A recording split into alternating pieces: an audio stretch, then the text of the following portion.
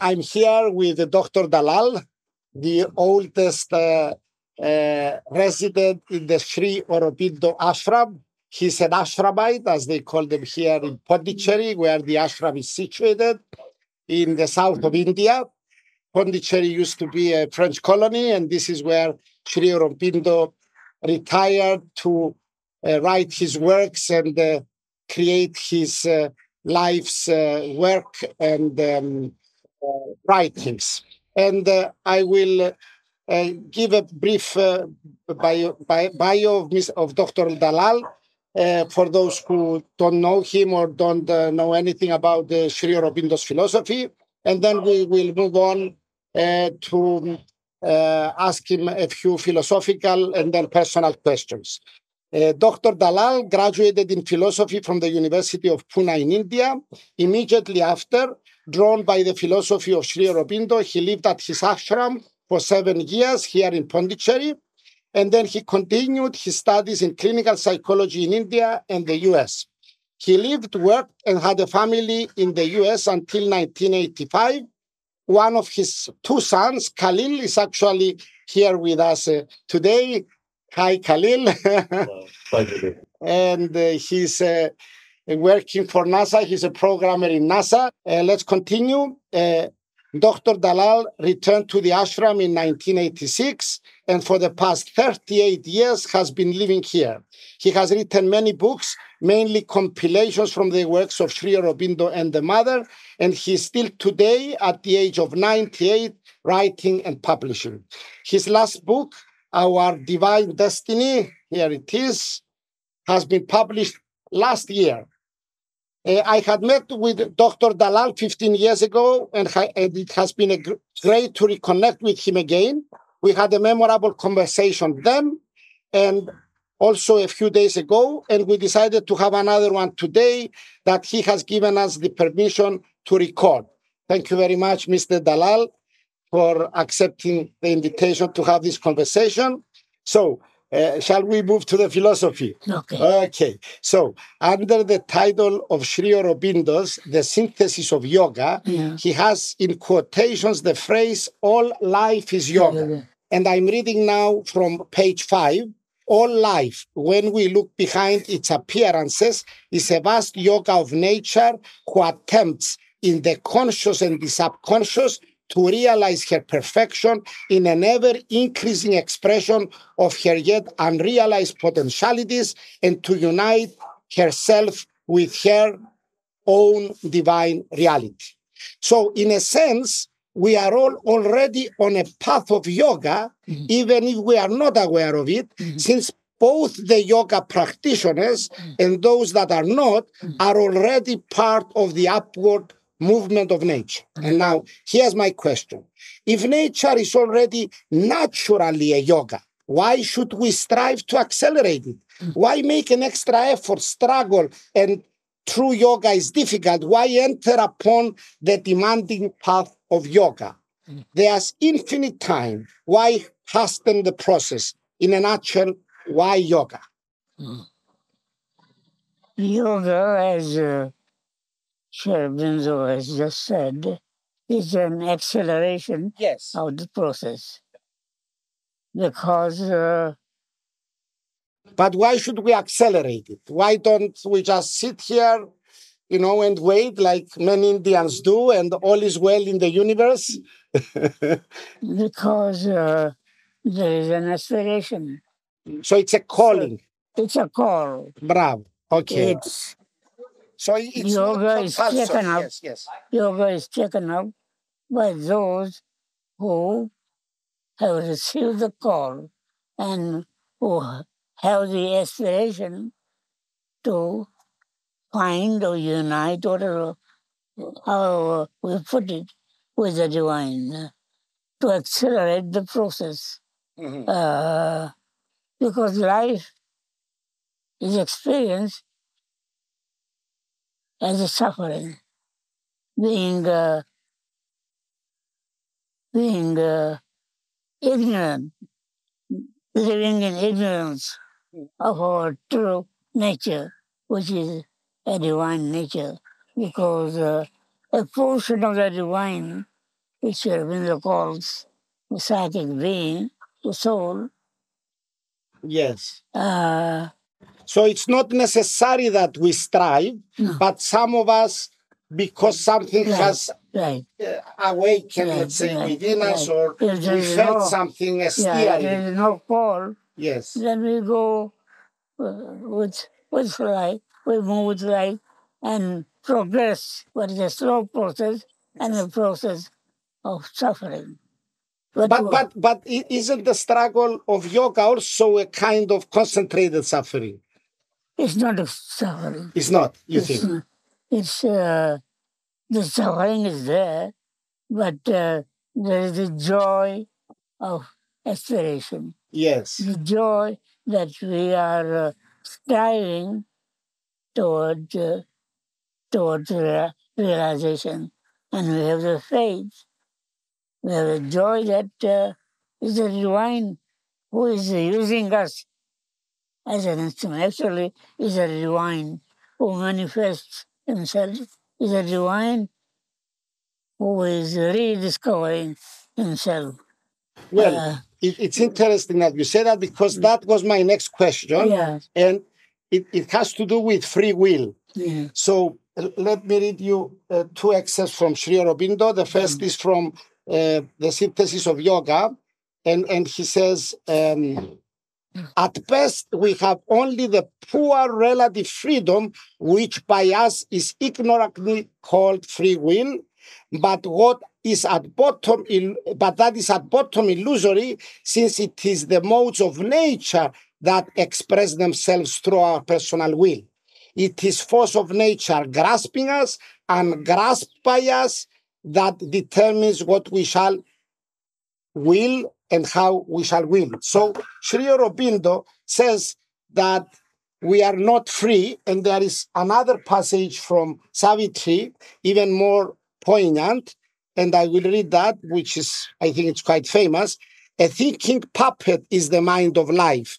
Its choice is the work of elemental strengths that know not their own birth and end and cause, and glimpse not the immense intent they serve.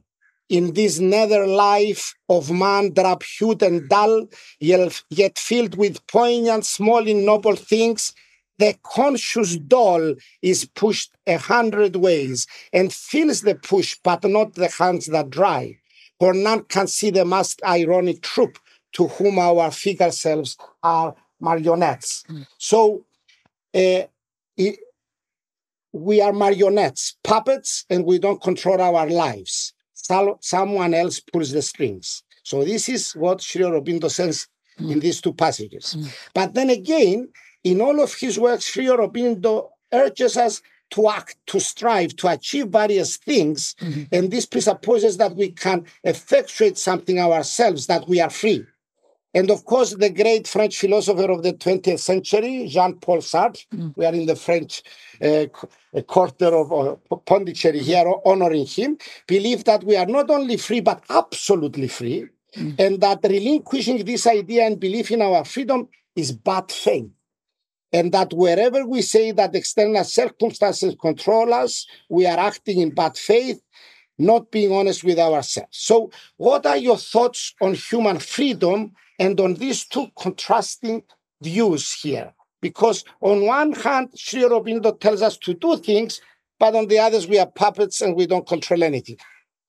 Well, so long as we are living in the ego, thinking of ourselves as a separate being, as an independent being, we have the notion of being free. And the divine gives us that freedom. It's a partial freedom. And in a sense, it is illusory because we are moved by the forces of nature. And we are asked to use personal effort, personal will, to overcome, to fight and overcome those forces of nature which are pulling us down, which are pulling the consciousness down and keeping us away from the truth. So there is a freedom, but it is partial and it is to that extent illusory. What about Sartre says that no, we have absolute freedom. If we say it's partial, then we kind of make a big compromise with our lives, and we suddenly say, I cannot control this, I cannot control that, and then we blame nature and external circumstances for our failures. Isn't there a danger to go there? And Vivekananda criticized this capacity of India of being passive and all this is well. And isn't there a danger if you actually accommodate this idea that we are puppets, that we end up in fatalism? Freedom is not absolute, according to Sri Aurobindo, that freedom is not absolute.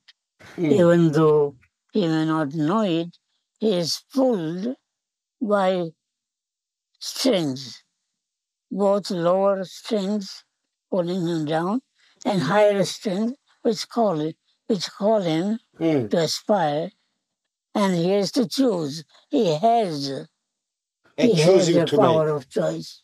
So as long as we don't see the strings, we may as well assume as if we are free.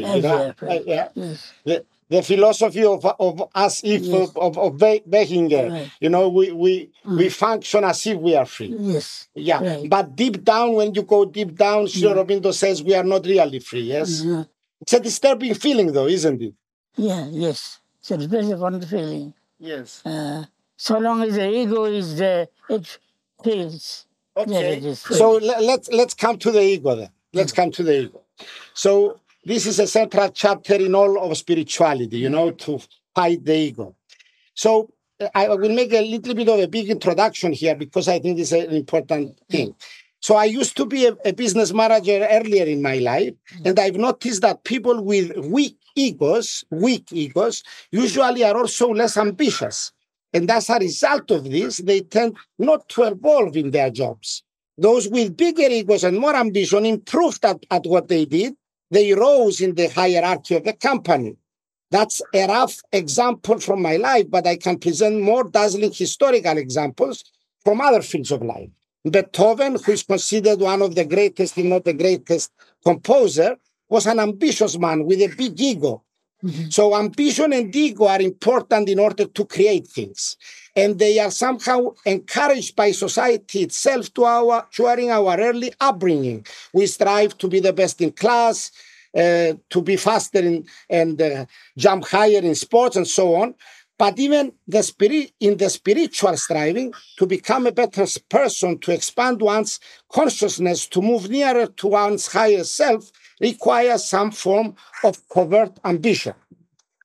So my triple question is, what is the function of the ego in the first place? Why is it there? How necessary is it and for how long? And should we strive to extinguish it completely, or should we accept its presence and deal with it in some other fashion? The ego is a necessity up to a certain point of one's growth. In fact, without the ego, we would not be individual beings. We would be part of the mass. So to come out of the mass, to become an individual, that is the first step. So for that, ego is required. The first function of the ego is to make one an individual separate. But should we fight to extinguish it? Not extinguish, to surrender. To surrender. Surrender is the big term in yoga. To surrender to the higher force. It is higher force, the divine force, was actually doing the yoga through us. But what about all these great men, some of whom I mentioned earlier? Why do, I mean, these great people we admire, how did they end up having such a huge ego if ego is inimical to progress? This is something that confuses me. That's how human beings start, by growing in the ego, making the ego bigger and bigger, till it justifies itself. So when it reaches a point where the ego is seen as a hindrance. So maybe in the future there will be a new Beethoven who will be even greater than Beethoven because he will not have a big ego. Could we say that? No, the ego, we have to. It doesn't go away. It doesn't go away. It never goes away.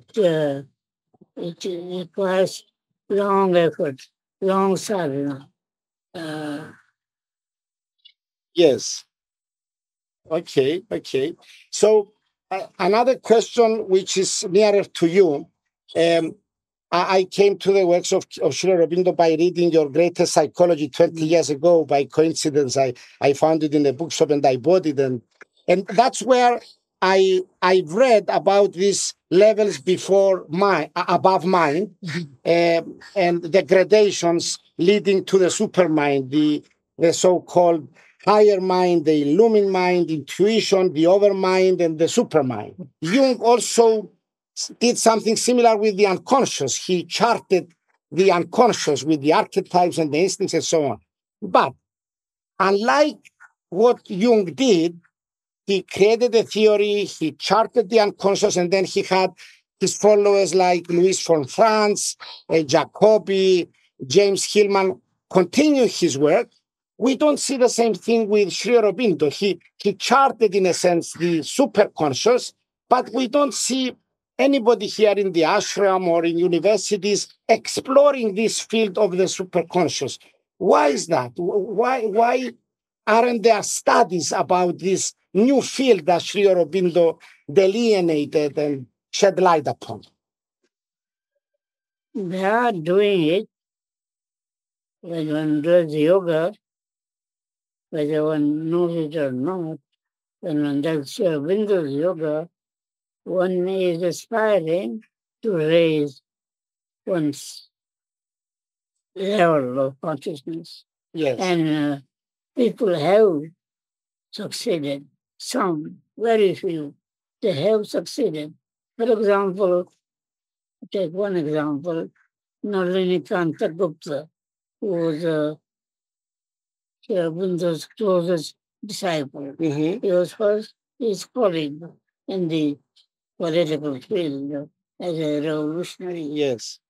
But later, he became his disciple, practiced yoga, and he reached the level of overmind. When somebody here, forget his name, but the old Sabbath, asked him, "Where are you now?" Nalini Kantagupta replied, "Most of the time in the overmind, and sometimes above." So but why aren't there like institutes studying this? Like you have the Jung Institute in Zurich studying the unconscious. Why aren't there institutes studying the superconscious? Why haven't these ideas evolved since the time Aurobindo passed away? I mean, because now it is so rare. It has not become, it has not spread to that extent. But Sri Aurobindo speaks of a race, of a supplemental race. Yes. But that is far away. And now it is an individual thing, individual here and there, not even one in a million striving, who is called to strive for the higher consciousness. So you think that the time for the study of these higher states has not yet arrived? Not yet. Not in a mass. Not in a mass. It's still highly individual and very, very rare and uncommon. Okay. And I wanted to ask you your own practice. Sri Aurobindo talks about the synthesis of yoga. Do you consider yourself a practitioner of the synthetic yoga, or is there some yoga, like let's say jnana yoga, to which you are more attracted? One is practicing just one yoga. That is the integral yoga. Yes. Integral means it's the yoga of the whole being, not just following one path, the path of devotion, or the path of knowledge, or the path of karma, action. One can start more with one. Did you start with one? No, I was at first drawn more to knowledge, understanding. Yeah, me too, actually. The jnana yoga, yes. Yes. But now I feel devotion probably stronger. You are more of a bhakti now, yes? Bhakti. Yeah. Action I do. Try to offer all work to the divine. Feel it's a divine force that is working through me. But it is not so strong, perhaps, as the devotion in me. I try to feel. Yes. The feeling part. Feel the presence of the divine. So in that sense, all the three parts get combined and become integral. And have you been feeling throughout your life that you were improving, or sometimes you would go 2 steps in front and 1 step behind? Not going behind, but being covered over. I have never completely lost the spiritual aspiration. It's always growing. It becomes weak, it becomes forgetful, to get engrossed in the external things. But we never go behind. Yes. We always grow. And you are still practicing. I have a friend, an American writer friend, who at the age of 75, he proclaimed to all his friends, "I'm done with self-improvement." Are you done with self-improvement, or you still at 98 trying? No. Just beginning. You are at the beginning. Oh my God. Okay, you are the exact opposite then. You haven't started yet. Okay. I feel more and more that I'm just preparing myself to go deeper and deeper. But I'm still on the left, on the circle. Just beginning. Gradually. It's a long and difficult path. But I have the faith that it is inevitable.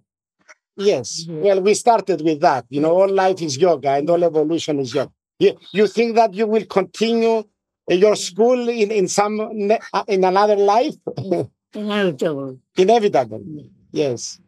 And if I may ask one last, more personal question, how do you imagine death? Death is just a passage. It's a passage. It's a tunnel. It's a passage. Yes. It's a death of the body, but I don't die. The real self doesn't die. So it's the body that dies and it is reborn. But something will survive from all you did during this life, no? So you think all will vanish, or something will stay? No. We carry with us the essence of what we have gained. The body cells even grow. They become more luminous. The vital being, the emotional being, that also grows. And the mind also grows. All that grows becomes thought. It is integrated by the psychic being. The substance of what we have achieved, you mean, yes? We take with us. The substance. Yeah, it is not lost. And when we come back, we pick it up. It becomes part of our nature. So your century-old practice has achieved something that will remain. Yes. Yeah. It was not all in vain. It will never go away. Yes. Whatever we gain inwardly, we accumulate. Yes. Yes. Well, I think the mosquitoes are arriving and it's getting dark.